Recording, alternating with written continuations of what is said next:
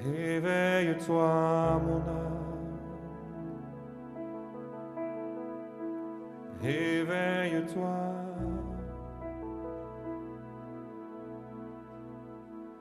éveille-toi, mon âme, éveille-toi,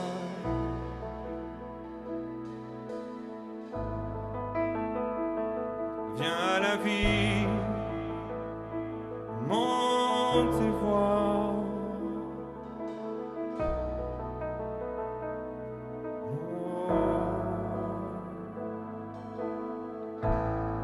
éveille-toi, mon âme, éveille-toi à sa présence.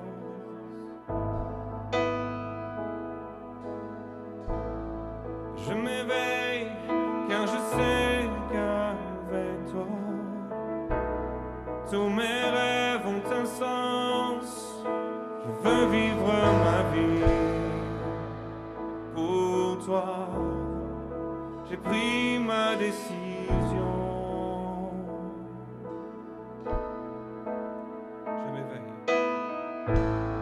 Je m'éveille car je sais qu'avec toi tous mes rêves ont un sens. Je veux vivre ma vie pour toi. J'ai pris ma décision.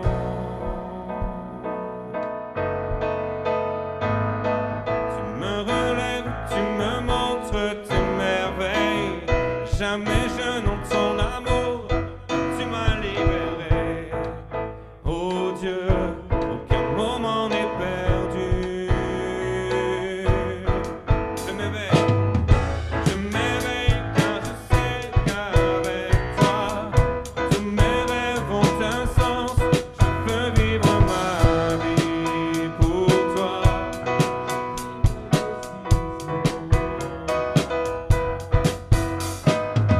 Tu me relèves, tu me montres tes merveilles.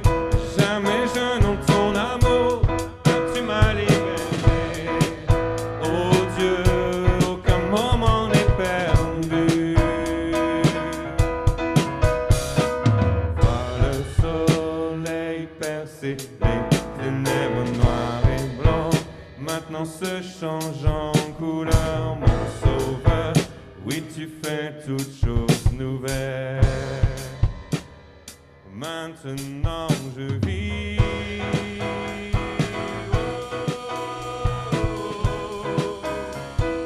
Maintenant je vis.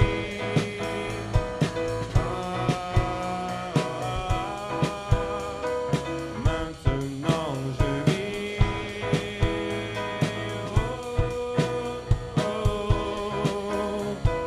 Maintenant je vis.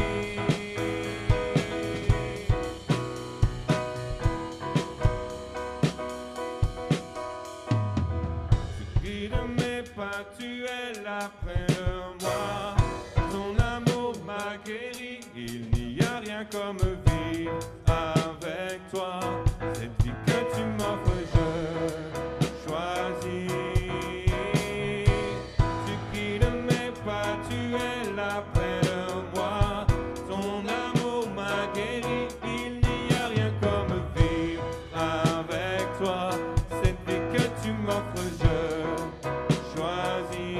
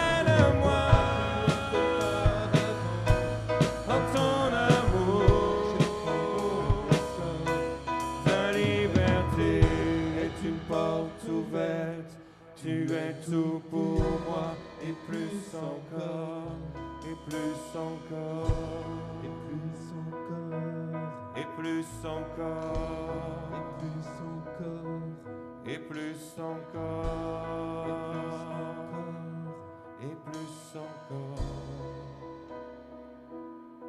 Emmène-nous sur les voies de ton esprit. Éveille nos âmes, éveille nos esprits à ta voix, Seigneur. Ouvre nos yeux à voir la majesté, la splendeur de ta gloire. Ouvre nos yeux pour voir, Seigneur, que tu es le seul qui règne dans les cieux. Que tu règnes, tu viens régner sur terre comme dans les cieux. Comme dans les cieux.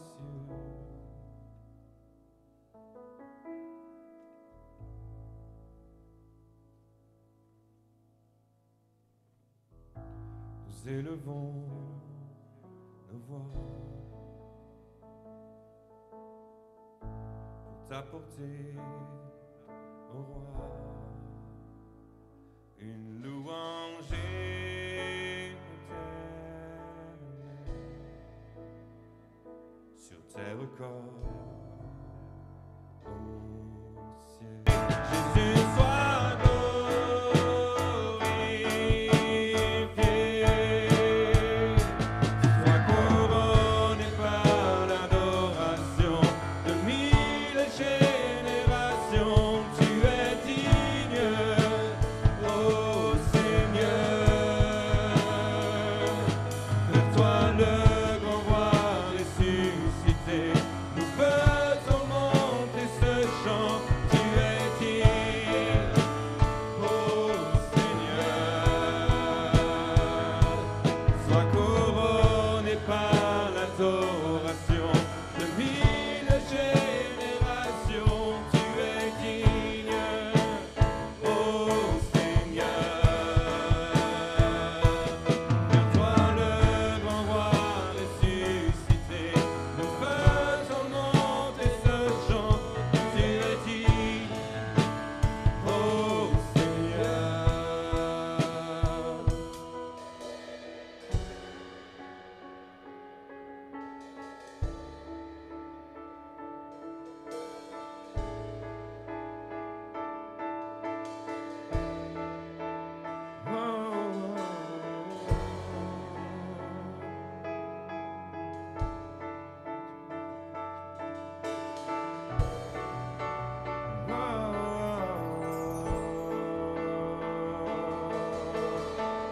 Nous t'adorons,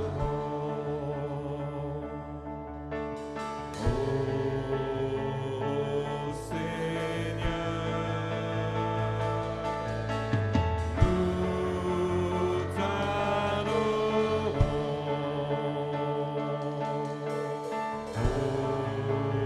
ô Seigneur. Nous t'adorons,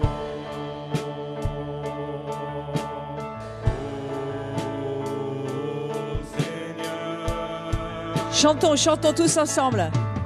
Nous t'adorons, Adorons le Seigneur. Seigneur. Adorons-le ce matin. Adorons-le tous ensemble. Encore une fois. Nous t'adorons,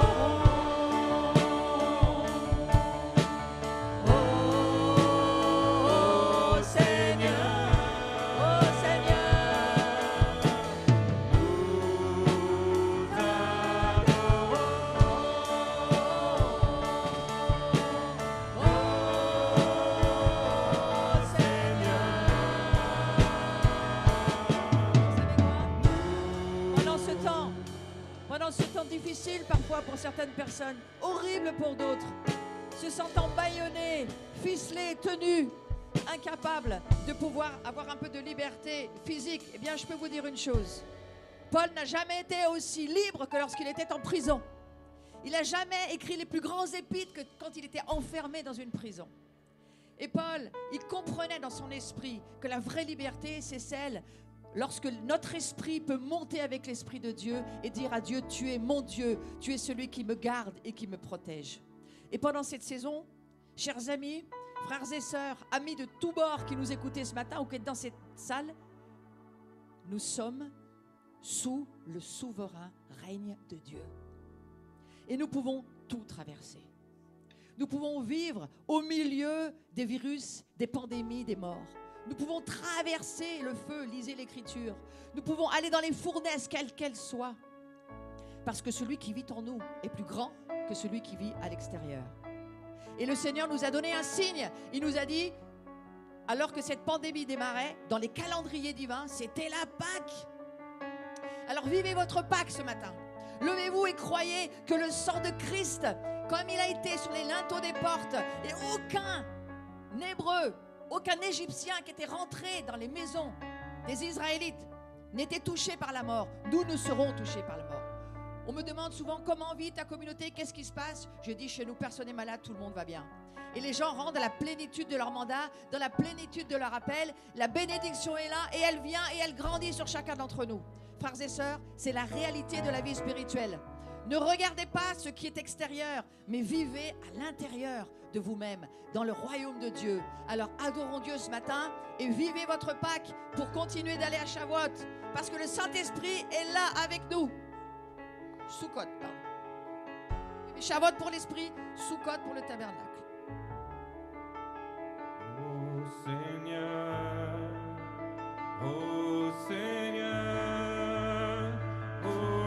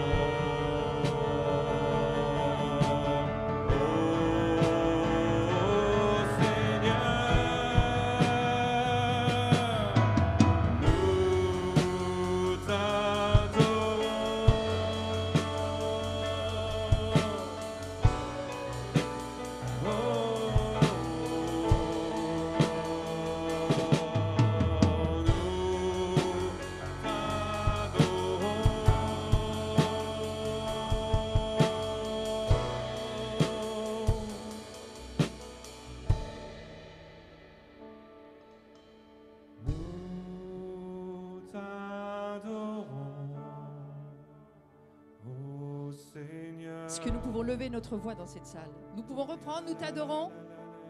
On y va, tous ensemble? Levez votre voix. Nous t'adorons, Oui, le ciel aime entendre notre voix ce matin. Seigneur. Reprenons plusieurs fois tous ensemble. Nous t'adorons.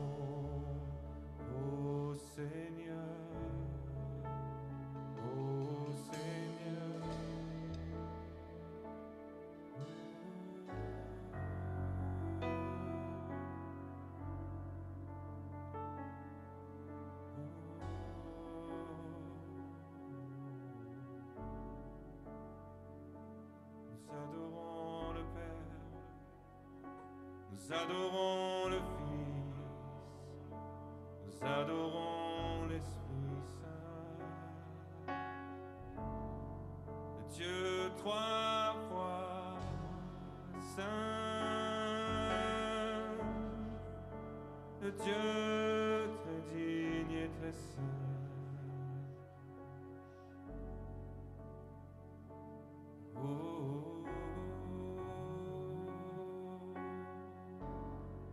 Nous contemplons sa présence, nous contemplons sa présence,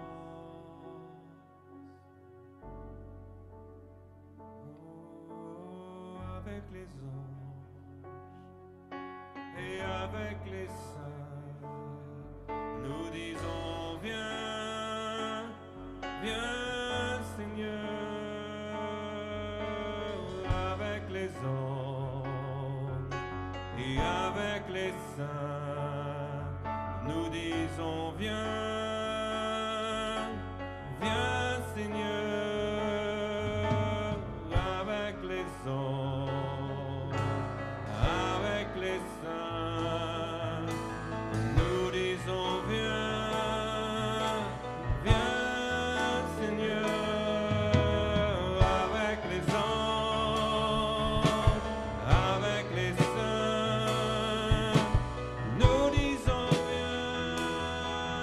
Seigneur.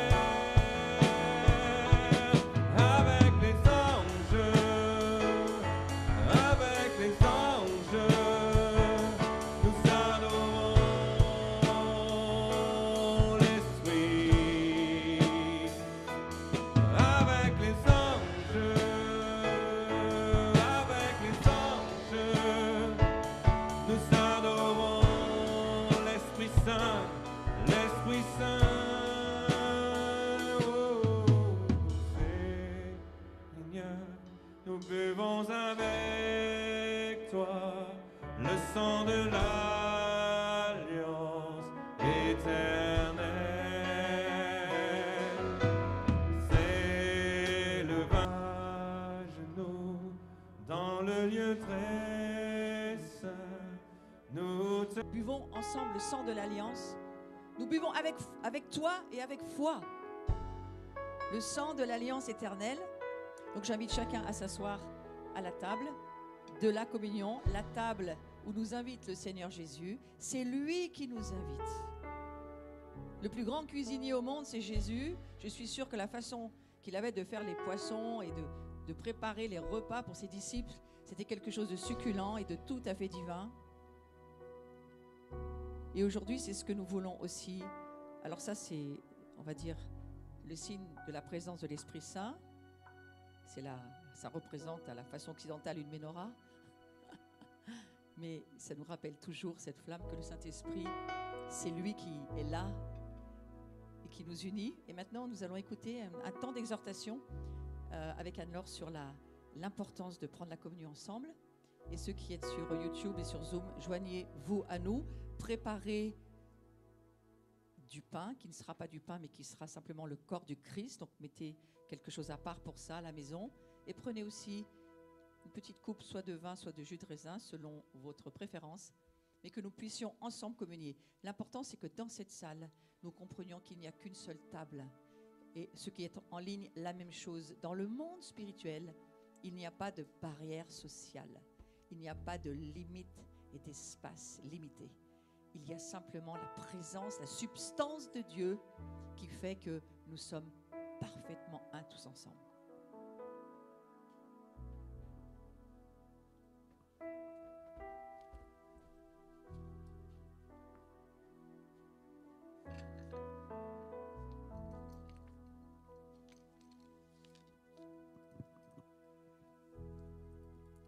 On se libère. La scène est une forme de libération aussi de nous-mêmes, du monde. Et merci Seigneur parce que tu nous invites. Et nous sommes encore là donc ce matin autour d'une table en famille, petite ou grande. Alors on est à 2, à 4, à 5 autour des tables. Une famille naturelle ou spirituelle. On est là les uns avec les autres. Et il y a cette table de communion qui est là, le pain, le vin qui sont prêts à nous dévoiler ses secrets. Alors ce matin, je parle à nouveau, mais chacun, je pense que nous avons quelque chose à dire, une révélation du pain et du vin. Chacun. Alors merci Seigneur pour... c'est précieux pour le cœur de Jésus de savoir ce que nous faisons. Parce qu'il est au cœur de cette scène, donc c'est important que lui sache ce que nous faisons, pourquoi nous le faisons et qu'est-ce qui bat dans notre cœur. Au début de la première église chrétienne, la communion a été prise au cours d'un repas pour lequel, notamment à Corinthe, chacun apportait ses provisions. Et puis après ce temps, cela se prenait dans les maisons, individuellement.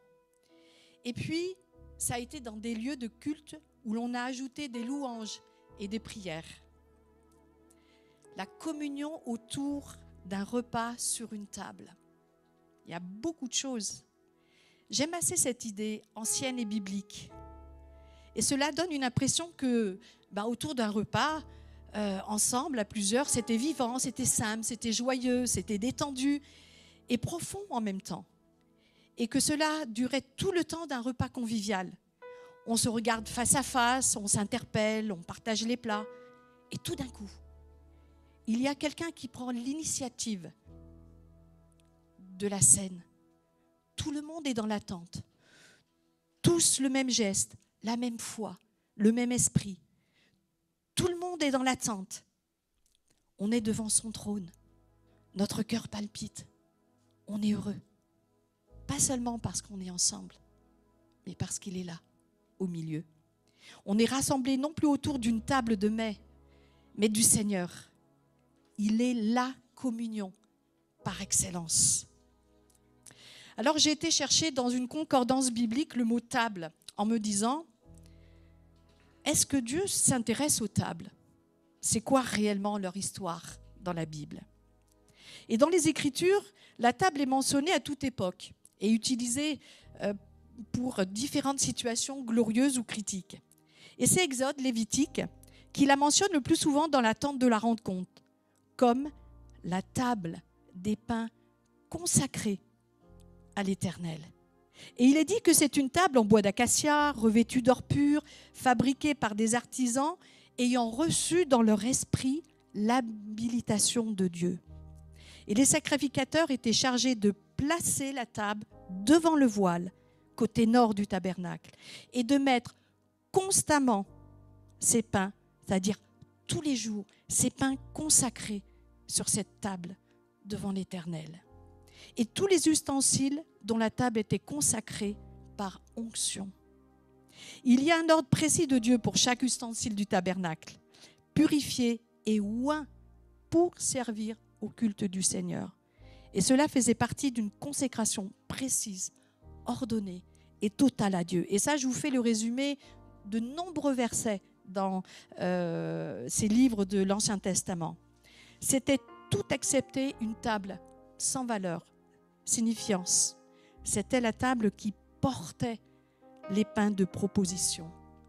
Comme nous aujourd'hui, quelque part, on porte l'amour, la gloire du Seigneur. Il y avait sur cette table de pain de proposition 2 piles de 6 représentant les 12 tribus d'Israël. Est-ce que nous ne faisons pas partie des tribus de l'Israël spirituel? Et si nous levons nos antennes spirituelles, nous pouvons entrer dans une compréhension plus importante. Nous sommes ces pains de proposition, fils ou filles de Dieu, sur la table de la consécration. Notre appel est de le servir, revêtu par son sang et couvert par l'onction du Saint-Esprit. Et nous pouvons nous tenir constamment devant le trône de sa grâce. Ce matin, c'est un petit aperçu. Mais dans nos maisons, nous continuons à le faire. Et dans les rues, dans notre travail, nous sommes devant le Seigneur pour ce monde, dans ce monde.